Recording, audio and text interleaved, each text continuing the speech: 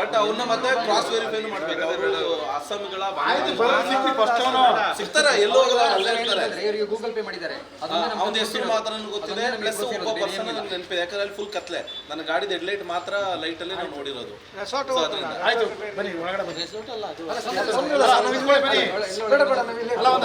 ಒಂದು 5-6 ಜನ ನಿಮ್ಮ ನಾವಿರ್ತೀವಿ ಸರ್, ಹೊರಗಿರ್ತೀವಿ. ಸಾಹೇಬರು ಅಂತ ಕರೀತೀವಿ.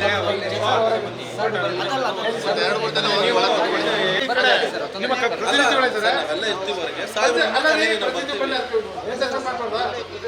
ಸ್ಟಾರ್ಟ್ ಮಾಡಿ ಸರ್, ನಾವು ಹೊರಗಿರ್ತೀವಿ ನಾವೆಲ್ಲರೂ.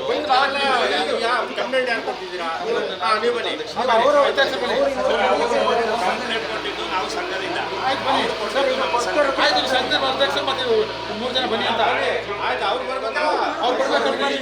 ಸರಿ, ನೀವು 4-5 ಜನ ಹೋಗಿ.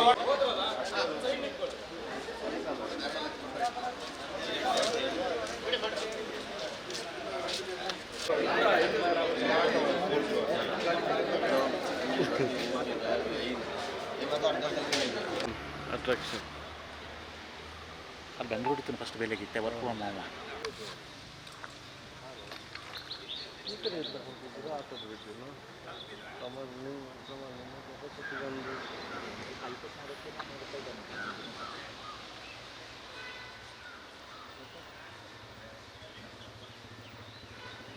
ಇವು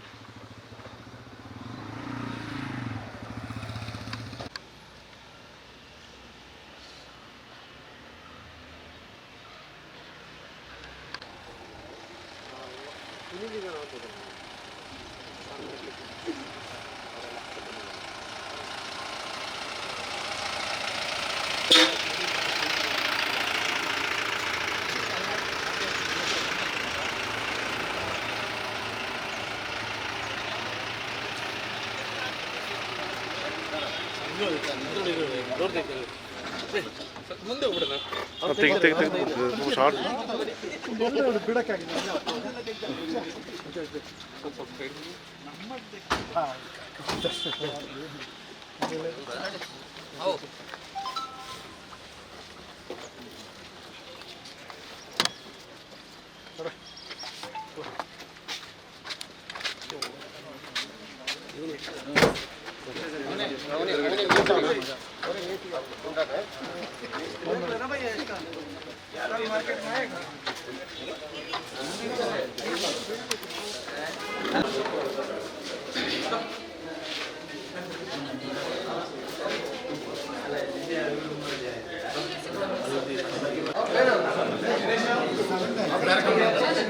ಅವ್ರ ಜೊತೆ ಒಂದು ರಿಕ್ವೆಸ್ಟ್ ಮಾಡಬೇಕಿತ್ತು.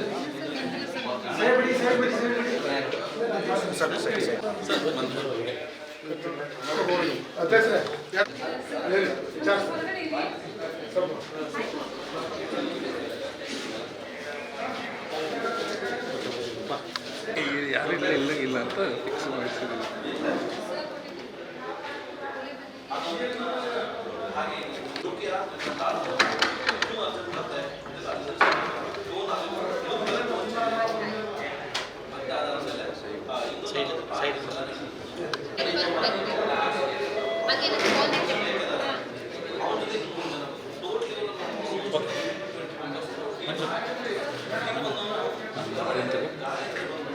ಎಲ್ಲಿ ಕರ್ಕೊಂಡು ಹೋಗಿದ್ರು, ಎಷ್ಟಕ್ಕೆ ಅಂತ ಮಾತ್ರ ಕರ್ಕೊಂಡು ಹೋಗಿದ್ರು, ಅಲ್ಲಿ ಹೋದ್ಮೇಲೆ ಏನಾಯಿತು? ನಿನ್ನೆ ರಾತ್ರಿ ಚೌಕಿ ವೃತ್ತದಲ್ಲಿ ನಾನು ಗಾಡಿ ನಿಲ್ಲಿಸಿದೆ. ಸೊ ಗಾಡಿ ನಿಂತಿರ್ಬೇಕಾದ್ರೆ ಇಬ್ಬರು ಹುಡುಗರು ಬರ್ತಾರೆ. ಅವರು ಬಂದುಬಿಟ್ಟು ಹೀಗೆ ಕಾಲೂರು ರೋಡು ಗಾಳಿಬೀಡು ಅಂತ ಹೇಳ್ತಾರೆ. ಸೊ ಗಾಳಿಬೀಡಲ್ಲಿ ಎಲ್ಲಿ ಅಂತ ಹೇಳುವಾಗ ಇನ್ನೊಬ್ಬನಿಗೆ ಫೋನ್ ಮಾಡಿ ಕೊಡ್ತಾನೆ, ಹಿಂಗೆ ಕಾಲೂರು ರೋಡಲ್ಲಿ ಲೆಫ್ಟ್ ಹೋಗಬೇಕು ಅಂತ, ಮೇನ್ ರೋಡಲ್ಲಿ ಅಂತ ಹೇಳ್ತಾರೆ. ಅವಾಗ ನಾನು ಹೇಳಿದೆ, ಇಲ್ಲ ನಾನು ನೈಟ್ ಆಗಿದೆ, ನಾನು ಓಡಿಸಲ್ಲ, ನಾನು ಬೇರೆ ಗಾಡಿ ಮಾಡಿ ಕೊಡ್ತೀನಿ ಅಂದರೆ ಇನ್ನೊಂದೆರಡು ಗಾಡಿಗಳನ್ನ ಮಾತಾಡಿಸಿ ಕೊಟ್ಟೆ.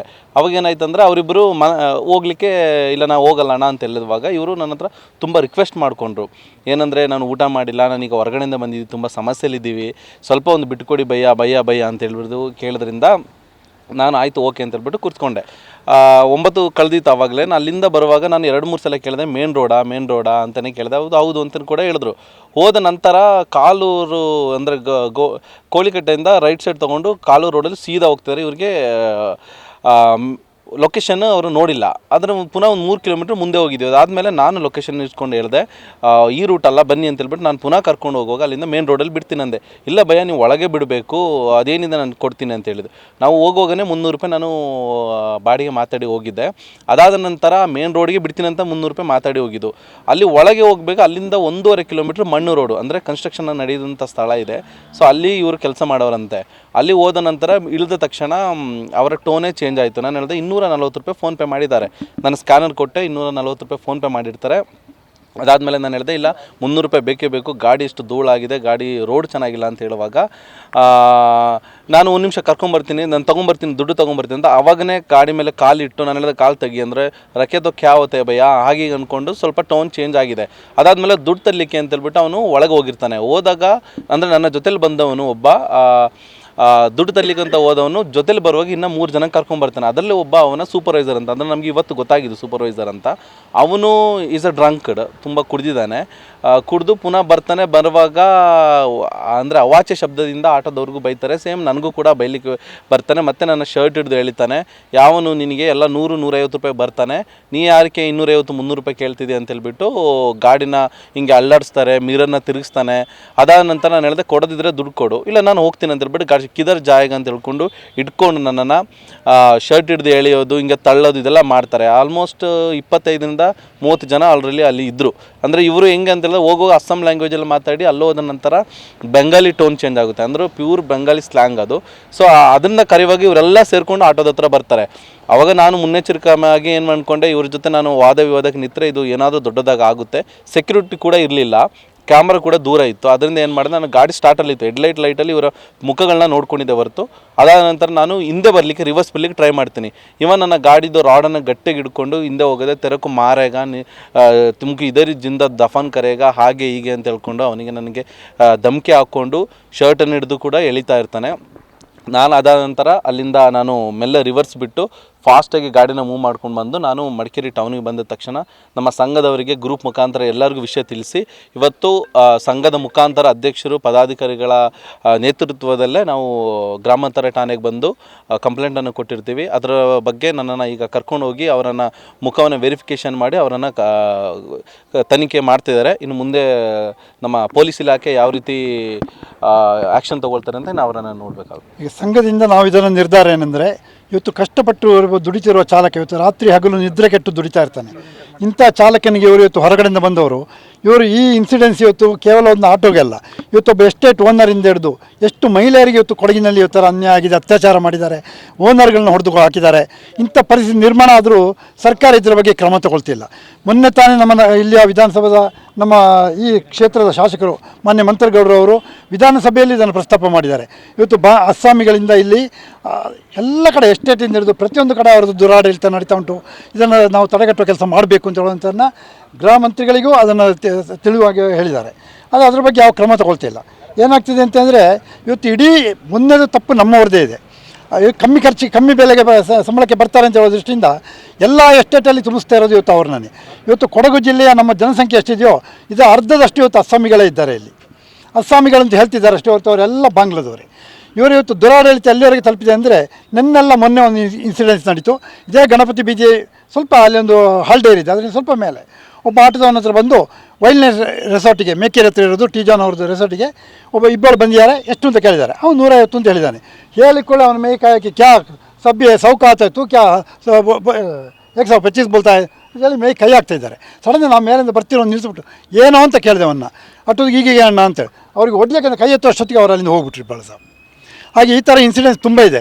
ಇವತ್ತು ಅವರು ಬಾಯಿ ಮಾತಿನಲ್ಲಿ ಇಷ್ಟಿದ್ದಾರೆ, ನಾಳೆ ದಿನ ಅವರು ಎಲ್ಲರನ್ನೂ ಅಟ್ಯಾಕ್ ಮಾಡಿ ಬಾರೋ ಅಂತೇಳಿ ಶರ್ಟ್ ಬಿಡದು ಹಿಡಿದು ಎಳ್ಕೊಂಡು ಹೋಗೋ ಸ್ಥಿತಿಗೆ ಬರ್ತದೆ. ಯಾಕೆಂದರೆ ಇದಕ್ಕೆ ಸರ್ಕಾರ ಎಚ್ಚೆತ್ತುಕೊಳ್ಬೇಕು.